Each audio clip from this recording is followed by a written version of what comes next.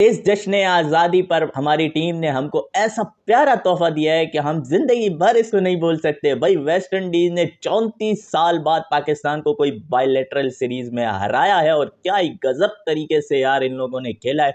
और हमारी टीम ने उतना ही बुरा तरीके से खेला है, बहुत बुरी खेली है यार। इस तरह लग रहा था कि हमारे बच्चे खेल रहे हैं। बैटिंग में तो ऐसा डर डर के खेल रहे थे जैसे इनसे खेला ही नहीं जाता, कभी इन्होंने बल्ला ही नहीं पकड़ा।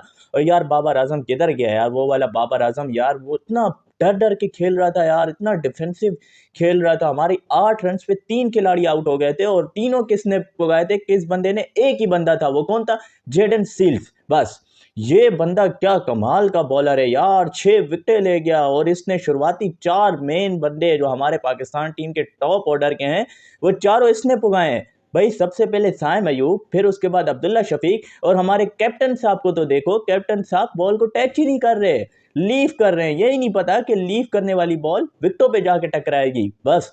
और उनका कैप्टन बैठ बैठ के छक्के मार रहा है, खड़े खड़े छक्के मार रहा है, कभी टांग हिला हिला के छक्के मार रहा है।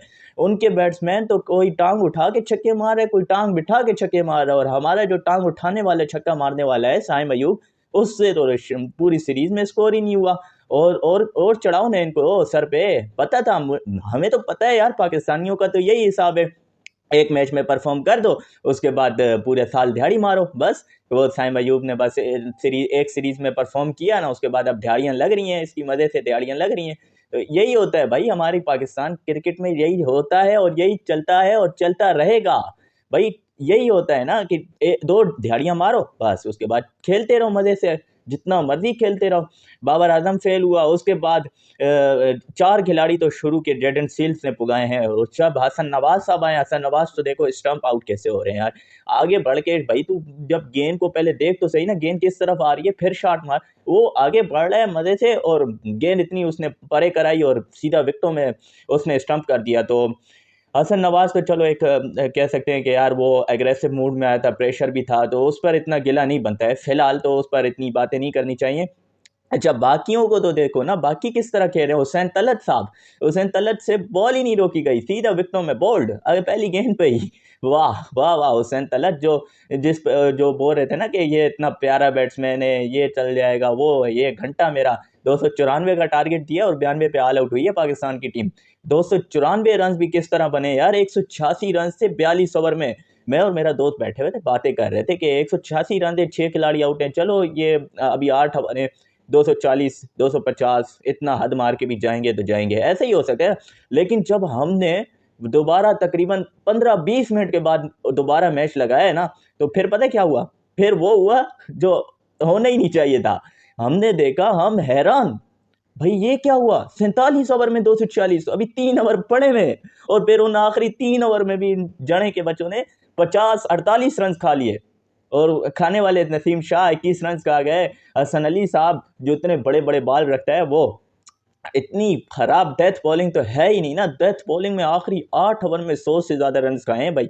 सामने टीम कौन सी है? वेस्ट इंडीज की, बहुत बड़ी टीम है, बहुत 9वें रैंक की टीम है भाई।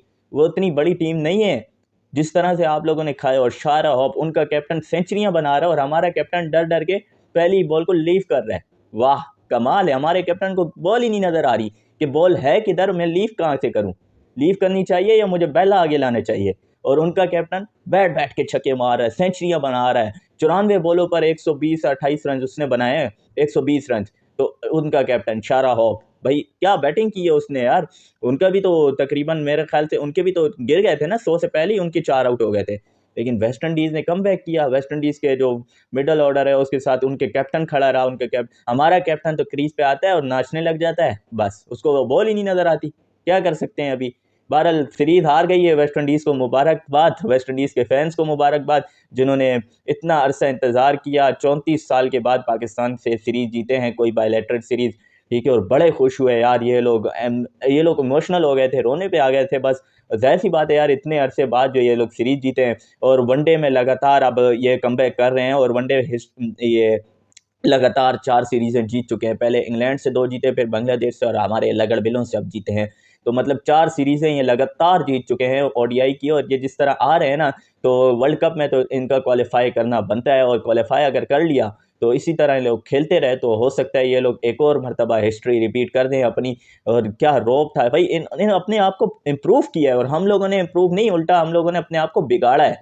हम लोग क्या करते हैं, पॉलिटिक्स में आ जाते हैं, अपने पर्चियों को सिफारिशियों को चांस दे देते हैं। अब आप मुझे खुद बताओ, हुसैन तलत का टीम में किस बेस पे दोबारा कमबैक हुआ है, फ़हीम अशरफ का किस बेस पे कमबैक हुआ है, ये कहाँ से आ गया, खुशदिल शाह ये कहाँ से आ गया। आप ओडीआई में उसको कामरान गुलाम को, सऊद शकील को, इनको निकाल रहे हो, ठीक है, और इनको कमबैक करवा रहे हो, तो कोई वजह तो होनी चाहिए ना, उन बेचारों का कसूर क्या है। और बॉलिंग में तो असल में इनको चाहिए बॉलिंग में तब्दीली करें, क्यों बॉलिंग में बहुत रन खा लेते हैं। हमारी टीम इस वक्त बॉलिंग की वजह से ही आ रही है, बैटिंग तो वैसे भी हमारी कभी थी ही नहीं, बैटिंग तो वैसे ही हमारी बैटिंग की वजह से तो हम कभी जीते जीते ही नहीं है। हम तो जीतते ही बॉलिंग की वजह से हैं, तो हमें अपनी पहले बॉलिंग को तो सुधारना चाहिए। हम बैटिंग के पीछे लग गए, हमारे कुछ यूट्यूबर्स बाबर आजम रिजवान के पीछे लग गए कि उनका स्ट्राइक रेट कम है, ये फलान है ढिमकान है। तो मतलब बैटिंग के पीछे तो हमें लगना ही नहीं चाहिए था, हमने बैटिंग पूरी उखाड़ काड़ रख दी।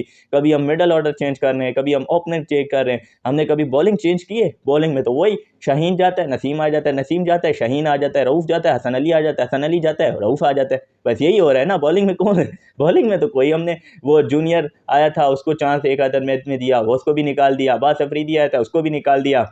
अभी रिसेंटली सलमान मिर्जा आया था उसको भी निकाल दिया। अच्छा, जो यंगस्टर बॉलर हैं उनको निकाल देंगे, लेकिन जो सीनियर बॉलर हैं उनको नहीं। उनका एक जाएगा तो दूसरा आएगा, बस इनकी तो दिहाड़ियां लगी हुई हैं मजे से।